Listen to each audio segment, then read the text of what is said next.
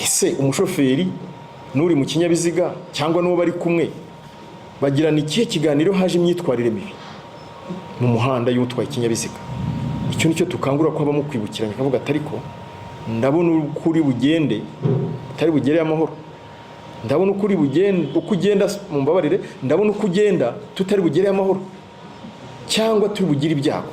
Rero nicyo dushaka kugira ngo mwumve ko abantu bagomba kubigiramo uruhare, kuko nta mupolisi uzahagara mu mutima w'umuntu, nta mupolisi uzahagara muri buri kinyabiziga, nta mupolisi uzahagara muri buri ntambwe. Oya, tuzahagara aho tubona bikwiriye, hagati y'aho tutari n'aho turi hari umunyarwanda nawe uha agaciro ubuzima bwe, ugomba guha agaciro ubuzima bw'undi.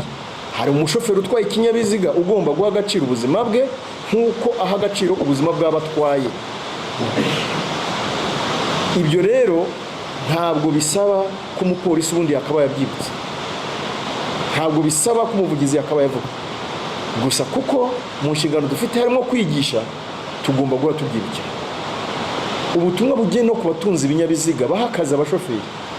Umwe yaduhaye ubuhamya uburyo bashyiraho inkeke kugira ngo bihute, ariko sinumva ko iyo kimaze guhirima ikinyabiziga watahomba, ngira ngo nawe arahomba. Ngira ngo ubutumwa nabwo burabareba. Amafaranga ya none aryoha nk'uko na yeje aryoha. Wakora neza ugakora menshi igihe kirekire kurusha